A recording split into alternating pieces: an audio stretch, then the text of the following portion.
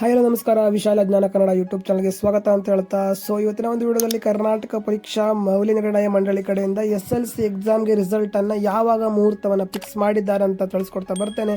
ವಿದ್ಯಾರ್ಥಿಗಳೇ ವಿಡಿಯೋನ ಮೊದಲನೇ ಬಾಗಿ ನೋಡ್ತಾ ಇದ್ದಾರೆ, ತಪ್ಪದೆ ಸಬ್ಸ್ಕ್ರೈಬ್ ಮಾಡ್ಕೊಳ್ಳಿ ಅಂತ ಹೇಳ್ತಾ ವಿಡಿಯೋ ಶುರು ಮಾಡೋಣ ಬನ್ನಿ. SLC ಎಕ್ಸಾಮ್ ಸ್ಟಾರ್ಟ್ ಆಗಿ ಈಗ ಕೊನೆಯಾಗಿರುವಂಥದ್ದು. ಈಗಾಗಲೇ ಇವ್ಯಾಲ್ಯೂಷನ್ ಕಾರ್ಯ ಅಂತಂದರೆ ಮೌಲ್ಯಮಾಪನ ಕಾರ್ಯಗಳು ನಡೀತಾ ಇದೆ. ಏಪ್ರಿಲ್ 8ರಿಂದ ಮೌಲ್ಯಮಾಪನ ಕಾರ್ಯಗಳು ನಡೀತಾ ಇರುವಂಥದ್ದು.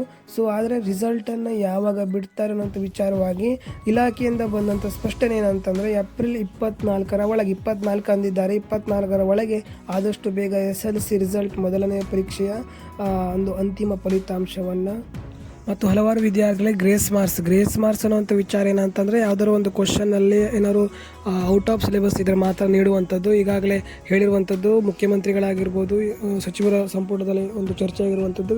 ವಿದ್ಯಾರ್ಥಿಗಳಿಗೆ ಸುಮ್ಮನೆ ಗ್ರೇಸ್ ಮಾರ್ಕ್ಸನ್ನು ನೀಡಬಾರ್ದು ಅನ್ನೋಂಥ ಮಾಹಿತಿ ಕೂಡ ಇತ್ತು. ಅದರಿಂದ ಸುಮ್ಮನೆ ಗ್ರೇಸ್ ಮಾರ್ಕ್ಸನ್ನು ನೀಡ್ತಾ ಇಲ್ಲ.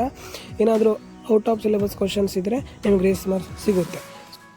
SLC ರಿಸಲ್ಟ್ನ ಬಗ್ಗೆ ಅಪ್ಡೇಟ್ಸ್ಗಳು ಬರ್ತಾ ಇರುತ್ತೆ. ತಪ್ಪದೆ ಸಬ್ಸ್ಕ್ರೈಬ್ ಮಾಡ್ಕೊಳ್ಳೋದನ್ನು ಮರಿಬೇಡಿ ಅಂತ ಹೇಳ್ತಾ, ನಿಮ್ಮ ಸ್ನೇಹಿತರಿಗೆ ಮತ್ತು ನಿಮ್ಮ ಗೆಳೆಯರಿಗೆ ವಿಡಿಯೋವನ್ನು ಶೇರ್ ಮಾಡಿ ಅಂತ ಹೇಳ್ತಾ, ಮತ್ತು SLC ವಿದ್ಯಾರ್ಥಿಗಳು ಆದಷ್ಟು ಕಾಮ್ ಆಗಿರಿ. ಯಾಕಂತಂದರೆ SLC ಎಕ್ಸಾಮ್ 3 ನಡೆಯುತ್ತಿರುವಂಥದ್ದು.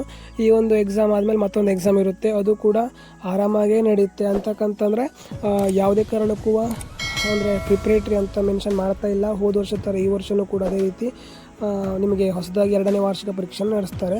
ಮುಂದಿನ ಮತ್ತೆ ಸಿಗೋಣ. ಜೈ ಹಿಂದ್, ವಂದೇ ಮಾತರಂ.